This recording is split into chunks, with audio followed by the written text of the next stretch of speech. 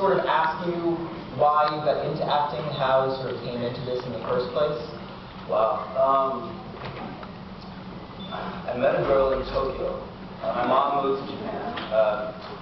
Left school, moved to Japan, and met this girl that I've worked with some friends, lived in London, lived in Spain. The girl sort of convinced me to move to Los Angeles.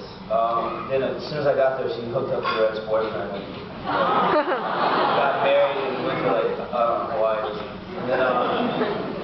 And I got a job at a motorcycle place called Dr. Cole's Hog Hospital, fixing Harley Davidson. And one day I went to work, and my boss was beating up one of his pit bulls because it had chewed on a sideboard to a hot rod in this building in the back. We got in a fight. A friend of mine took me to a party up in the Hollywood Hills where I drank way too much. And I went up on the second floor of a living room and had some girl's big glasses on and was yelling at everyone in the room. Somebody came up and said, "Have you ever thought about being an actor?" And I was like, "Fuck you." And then that turned into, who's that girl you're talking to a pizza, to a director from a play at the Tiffany Theater on Sunset Boulevard, talking me into doing this play. And I was like, how much money can I get? And I did the play, and I hated the play. And a lady from William Morris was in the audience, and the first night started side pocketing me, hip pocketing me. And I started booking films, and I still wasn't sold. And then the first one was a film called Floating. And I was terrified, yeah, man. The story was about a kid who was at that age where his friends go to college, he starts to make a life for himself. Coincidentally, my real father was in a wheelchair and he was dying. And we're about to do one of the scenes in that, and I come out, he gets up out of the chair, sort of, and gives me a hug, it's a big deal. And we do 2 takes of that. Well, first the director's like, "So how do you want to prepare to do this?" And I'm like, "Well, what are my options? I have no idea what you're talking about." And then, so I said, "Give me a phone, and just give me like 10 minutes and just come get me." So I called my real dad, just had a normal conversation. And then we came out and did this scene right before lunch, and the first time I cried so much, and so much snot came out of my nose. And I begged the director to use that tape, but he wouldn't use it. And then we did it again, and then we broke for lunch, and we're shooting in Maine. Everybody ate in a tent with heaters and whatnot. And I didn't go to lunch after that. I went into my little chair and I took a nap. And then this grip came, knocked on my door, and goes, "Look, I know you've never been in a film before, but I want to tell you, at lunch, no one spoke, and no one ate their food. They just sort of sat there, and I was like, oh, this shit's for real." And it was that moment that I was like, all right, I'll explore this. So I have to admit that, when you were coming, I hadn't seen the show, and I basically... No, wait, it gets better. Stop it, I'm failing all of you. I basically sat in my house during the blizzard that we had and watched season 1, and then I'm caught up now because you got addicted. I got addicted, and I basically was so addicted that when I saw somebody was limping down the street, I wanted to stab him in the head. But I did. So can you just talk about that? I mean, it's this phenomenon, and what's it like working on this show? The working environment's amazing. I've done a lot of films. I've never really done TV like this. We're like one of those casts that everyone really loves each other, and I know people say that, but I saw Steven last night. They did a, you know what, see Saturday Night Live last night? They did a skit on us last night, and then I sort of had a hint that it might have been coming. So I landed from LA. We did Paley Festival in LA, which was insane.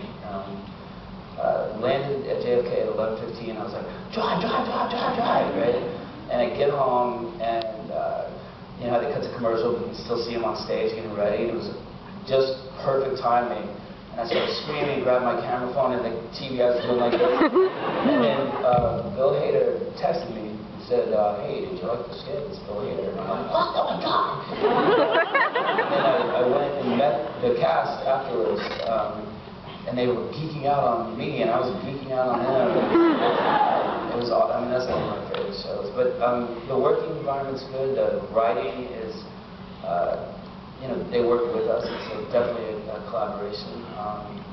The thing with television as opposed to movies, although it feels like we're making a movie every week, with movies you go from like here to here. It's like what you can do from here to here, or here to here, or here to here.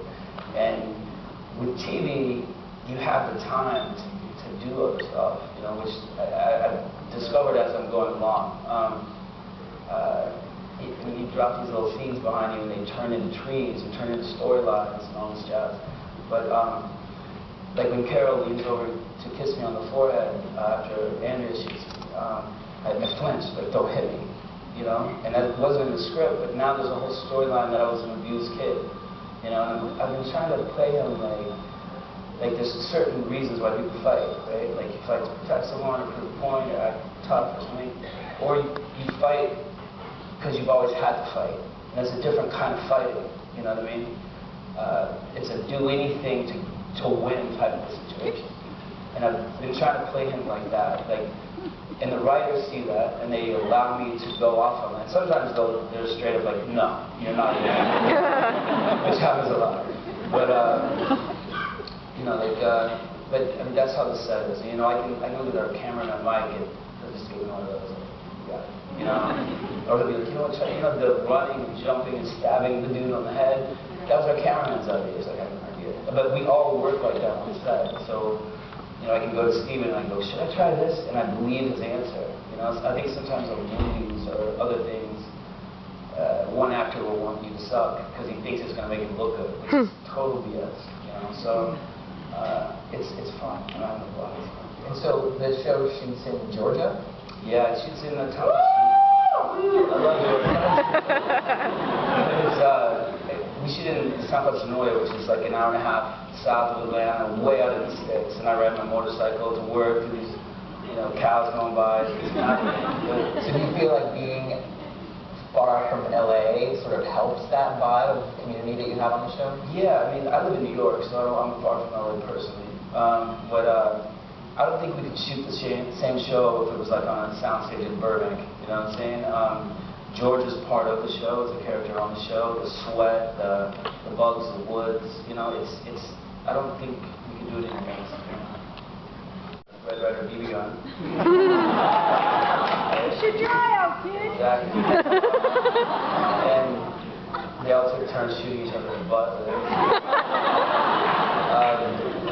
Steven was doing a bunch of interviews outside my trailers. We had like a whole wall of people around him doing interviews, and I'm trying to, rub blood off. And I get so much mail on set that they bring my mail to me in a tractor with a trailer. They pull it and pull it.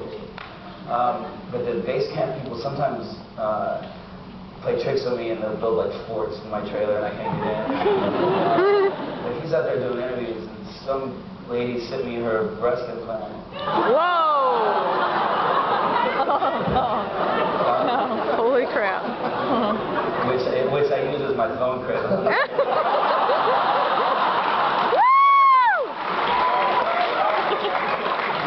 Steven was doing the interviews outside, and I'm rubbing blood off, and I had a huge knife that I cut boxes of wood, and I'm looking at this, and I'm like, what the heck? And I read the letter. It says, I read an interview, you seem like you were depressed. I want you to have it. So he's doing the interviews, and I hung my head out, and I go, Steven, someone threw me their boob, or sent me their boob, and I he goes, oh, whoa! So, a lot of fun stories.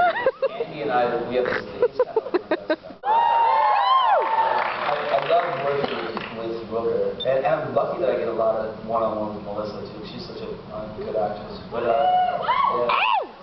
Rooker's kind of like, I joke and I tell people he's kind of like your drunk uncle at a Christmas party. Didn't we see Henry Portrait of a Serial Killer? I mean, he's intense, and he's kind of does stuff like a cobra. You don't know when he's going to strike, but he's like my cobra, And he has this thing, he does stuff like in a very sensitive way.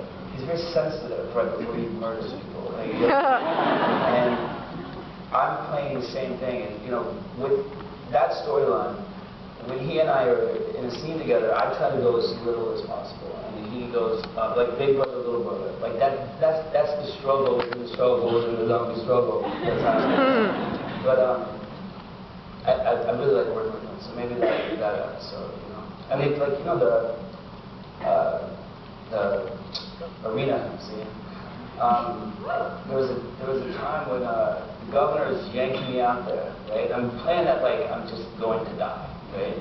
And the governor is like manhandling me, and he yanks the hood off my head. And when he does that senor, and I actually stepped into the governor, into the devil. You know what I mean? 'Cause that was, I thought always that scene was about that. So when I get to play with Roper. And I think what's so great about the show is you go from, as an audience, you go from really liking a character and hating them, you know, to then being like rooting for them again. And then you have characters die off that you wouldn't think are going to get killed, right? So I mean, do you guys know about that way ahead of time, that like they're writing somebody off? I think if you're gonna die, they tell you first, so that you can say your goodbyes without everyone reading it at the same time. But yeah, I mean, I won't lie, we're all like, whew, you know, you know what I'm saying? So yeah, and people ask me like, what are you gonna do? And I'm like, you know, we talk about a death dinner when people die. We have a death dinner with the cast. And, yeah, there's a lot of tears, a lot of booze, and you know, and yeah, I was teased. I was like, if you write me off, you have to shoot me with a tranquilizer dart and drag my dead body off set. Riot! Yeah, but I think if you're gonna die, they'll tell you that.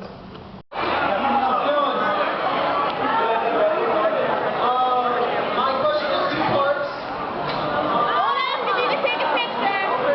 Since you are not in the comics, how do you think that affects your expendability, per se, as a character on the show? Do you think Mr. Kirkman has any evil plans for you? Good question, dude. Good question. I mean, it's sort of freedom. I'm wide open. I can sleep when I want, I can kill when I want. I can do a lot of stuff. So, I think there's a trap about having your picture drawn. You can pull the same face over and over, you know what I mean? But I think if you wrote me into the comic books now, it's such a fleshed out. Did you get comic signs? I don't think it hurt me mentally, but I don't know. You never know. I'm just gonna fight for it.